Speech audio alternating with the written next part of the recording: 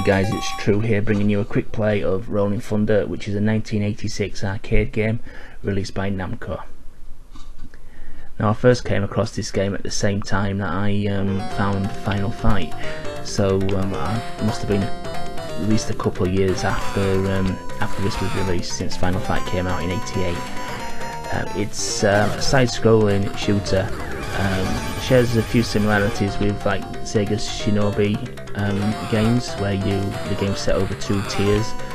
You can transition from one tier to another as long as there's a railing above you.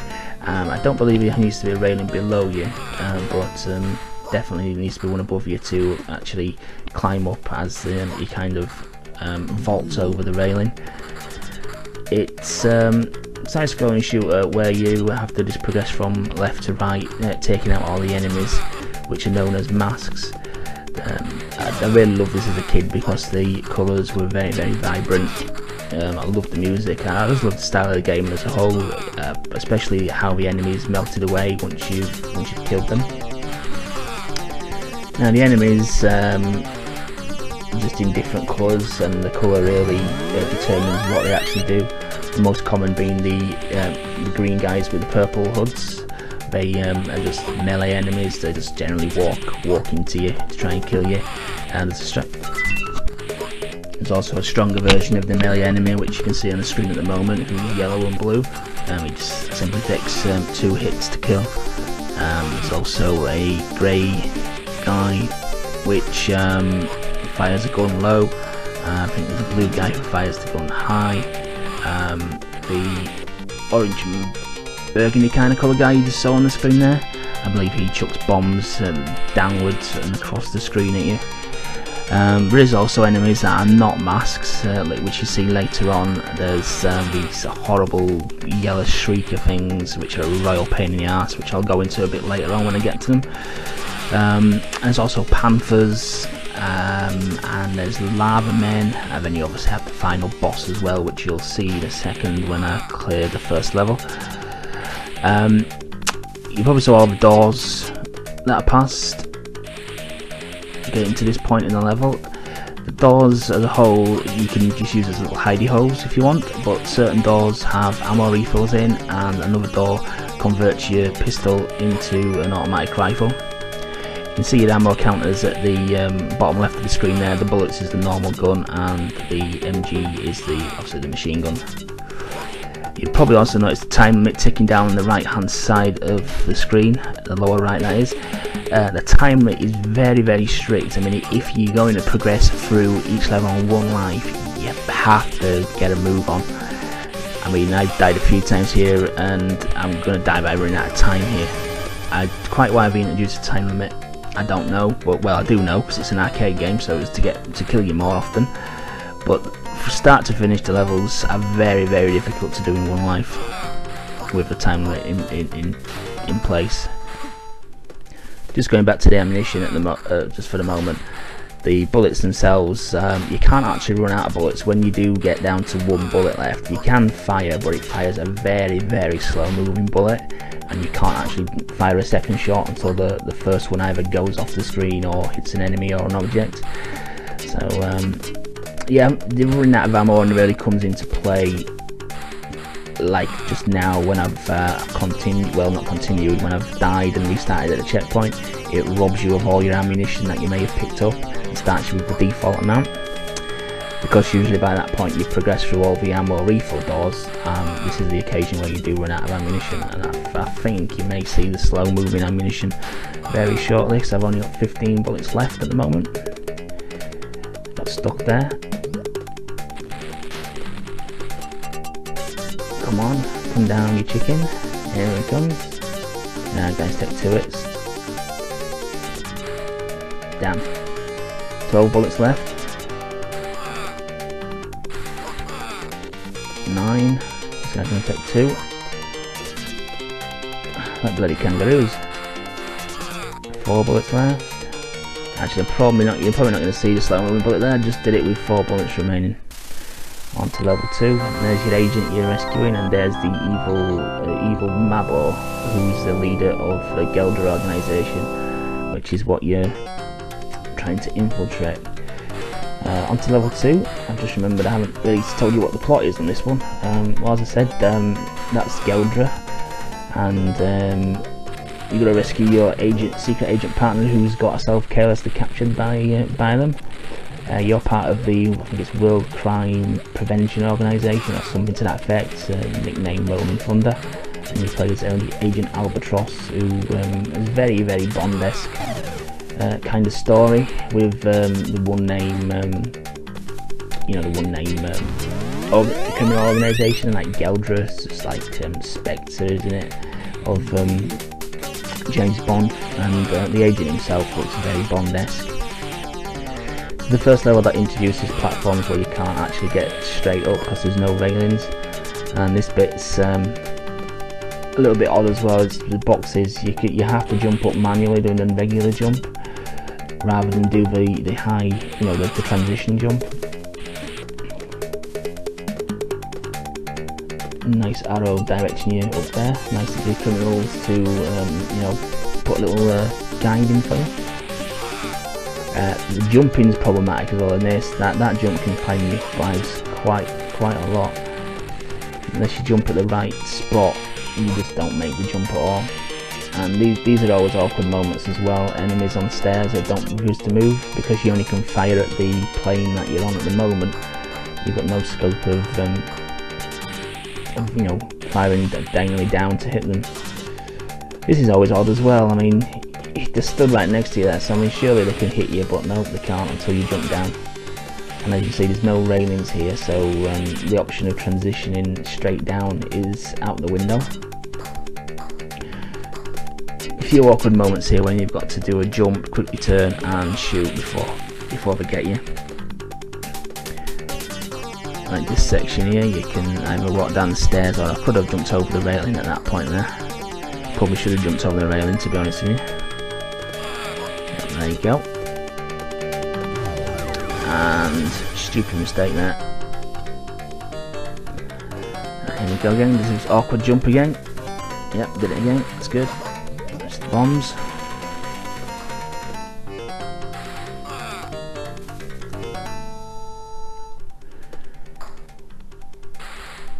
There we go.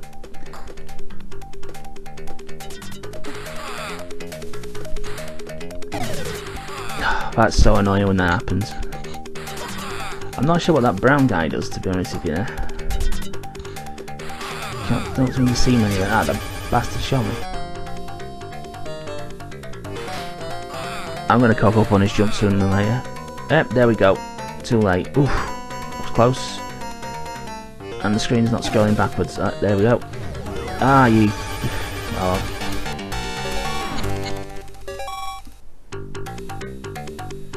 You not continue? That's a bit cheap, that. Yeah, I'll laugh it up, green boy. I know you can continue. Still put your name in first.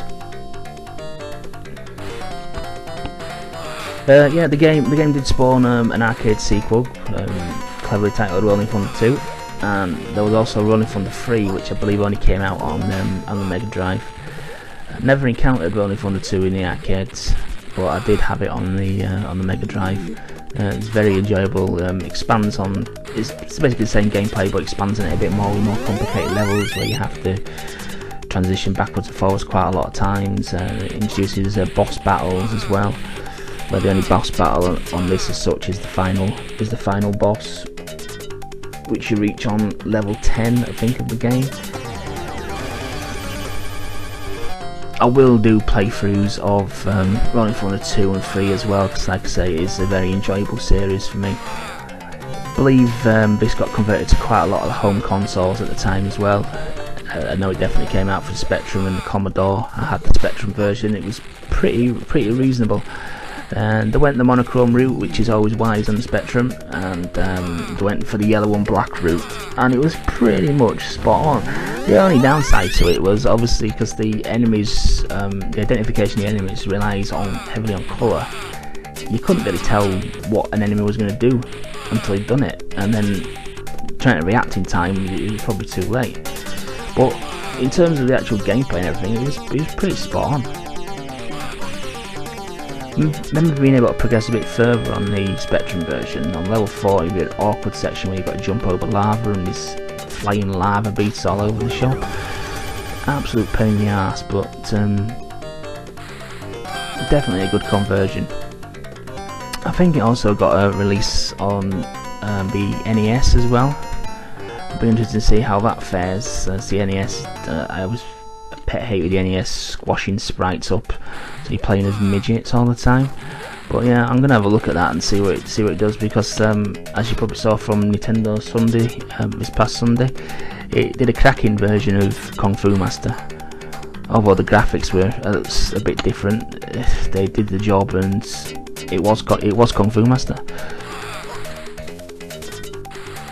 I'm hoping to get to level 3 here because I really want to show you the other enemies.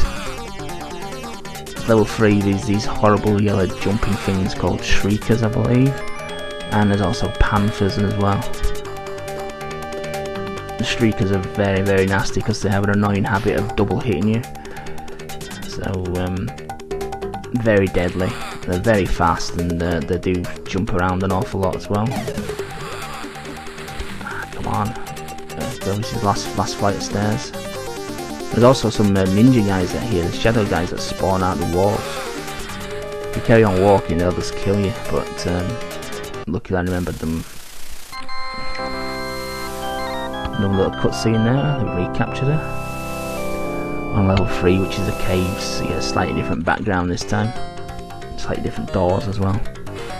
Yeah, there they go, the Shriekers. They burst into flames when you kill them. You know, they pounce when they get within a certain range of you, and you kind of take the hit, but then you're also taking like an immediate another hit as well as they start walking again. They basically double hit you. I mean, I'm going to die by them at some point, so you'll see that.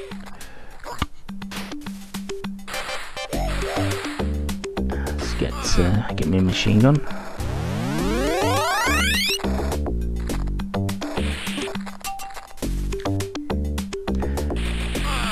This is another annoying thing of the two-tier system as well. Sometimes when there's an individual enemy and you jump up as he jumps down, oh there we go, see what I mean? Double hit. It looked like it was like one hit kill, but no, you can actually survive a hit from that.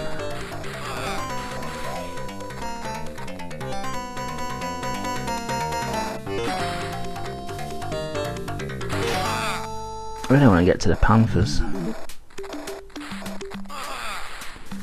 This is about similar place to where I progressed on the arcade machine before it started robbing credits off me left, right and centre. Because compared to the first 2 levels, the difficulty does get ramped up on this level. Just because of them bloody Shriekers. Yep, here we go. Now, yeah, you can quite easily spend about 3 or 4 attempts jumping up and down as the enemy transitions at the same time you do. Very annoying.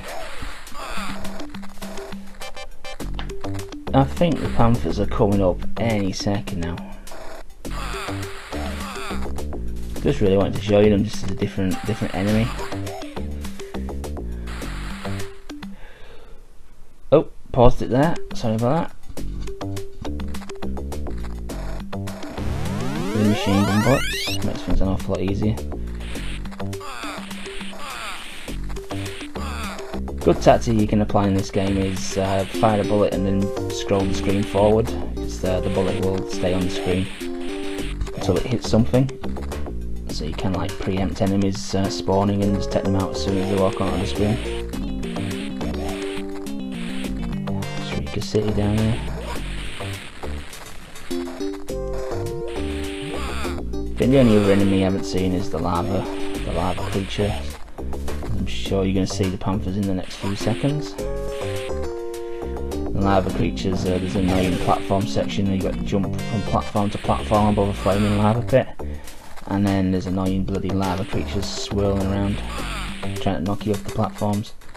And there's a section where there's no railings, where you have to actually just jump left to right onto the platform. And there's the Panther. There we go. Pretty much like the Shriekers really, but you've got to bend down and shoot to kill them. and I think they can do like a double jump as well as a single jump, so they can pretty much hit you from all the way across the screen if you're not quick enough in killing them. They can transition as well, like you just saw there. I believe there's a cage full of the buggers. I've just noticed my time limit's running very low as well, so I've got to get a move on here. Gotta call it quits after this life anyway. There's the cage. I think you can hide in there if you want. Oh, shit. Yeah, time's gonna run out on this one. I'll wrap it up there, guys. Thank you very much for watching.